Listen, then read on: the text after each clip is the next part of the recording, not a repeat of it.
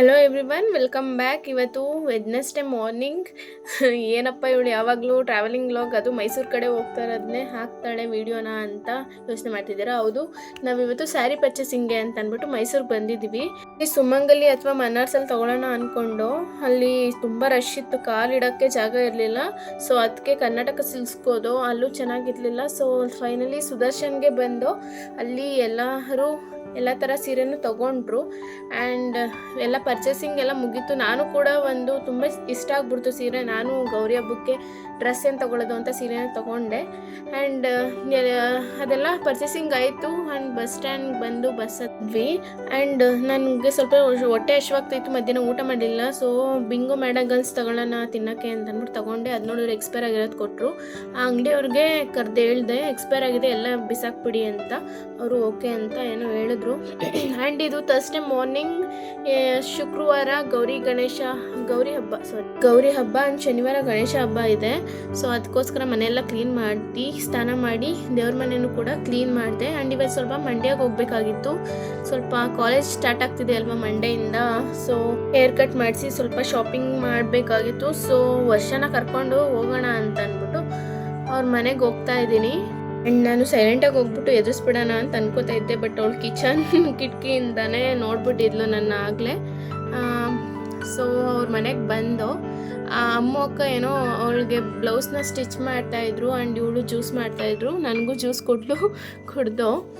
And so ನಾನು ಆಗಲೇ ಹೇಳಿದ್ದೆ ಅಲ್ವಾ, ನಾನು ಸ್ವಲ್ಪ ಶಾಪಿಂಗ್ ಮಾಡಬೇಕು ಆ್ಯಂಡ್ ಹೇರ್ ಕಟ್ ಮಾಡಿಸ್ಬೇಕು ಅಂತ. ಶಾಪಿಂಗ್ ಮಾಡೋಕ್ಕೆ ಅಂದ್ಬಿಟ್ಟು ವಿಶಾಲ್ ಮಾರ್ಟ್ಗೆ ಬಂದೆ, ಸ್ವಲ್ಪ ಕಾಲೇಜ್ ಬ್ಯಾಗ್ ತೊಗೊಳ್ಳೋಣ ಅಂತ.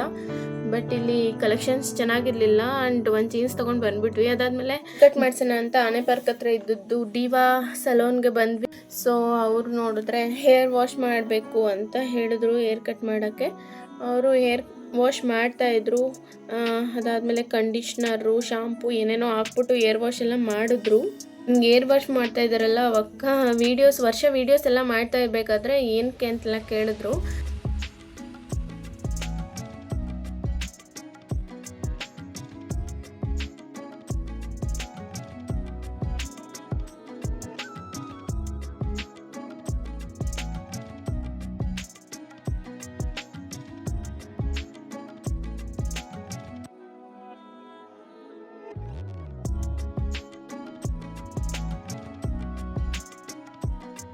ಆ್ಯಕ್ಚುಲಿ ನಾನು ಸೆಲಾನಲ್ಲಿ ಹೇರ್ ಕಟ್ ಮಾಡಿಸ್ತಾ ಇರೋದು ಫಸ್ಟ್ ಟೈಮು. ಸೊ ನನಗೆ ಹೇಗಿರಬೇಕು, ಏನೇನು ಮಾಡಬೇಕು ಅಂತ ಗೊತ್ತಾಗಲಿಲ್ಲ. ಅವರು ಏನೇನೋ ಹೇಳ್ತಾಯಿದ್ರು, ನಂಗೆ ಅದು ಅರ್ಥನೂ ಆಯ್ತಾ ಇರಲಿಲ್ಲ. ಸೊ ಅವರೇ ನಗ್ತಾಯಿದ್ರು.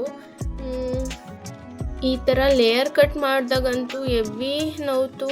ನನಗಂತೂ ಕಿರ್ಚ್ಬಿಡೋಣ ಅನಿಸ್ತಾಯಿತ್ತು.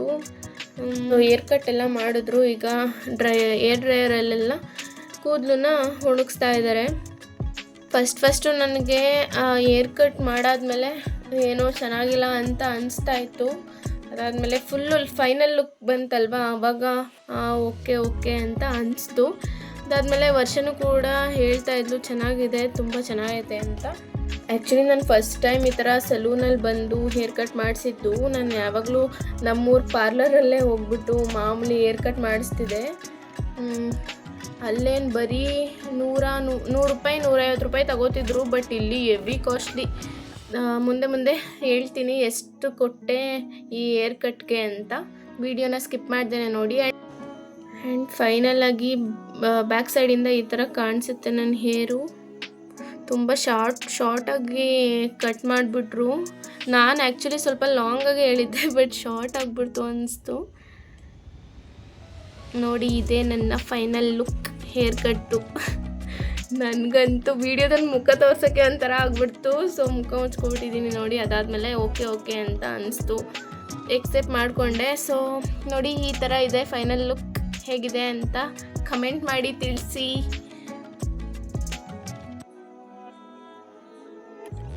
ಸೊ ಫೈನಲಿ ಹೇರ್ ಕಟ್ ಎಲ್ಲ ಮುಗೀತು. ಸೊ ಹೊರಡೋಣ ಅಂತ ಹೊರಡ್ತಿದ್ದೋ, ಅರೌಂಡ್ 4 ಆಗಿಬಿಟ್ಟಿತ್ತು. ನಾನು ಕತ್ಲೆ ಆಗೋಷ್ಟರಲ್ಲಿ ಮನೆ ಸೇರ್ಕೊಳ್ಳೋಣ ಅಂತ ಅಂದ್ಬಿಟ್ಟು ಹೋಗ್ತಾ ಇದ್ದೀನಿ.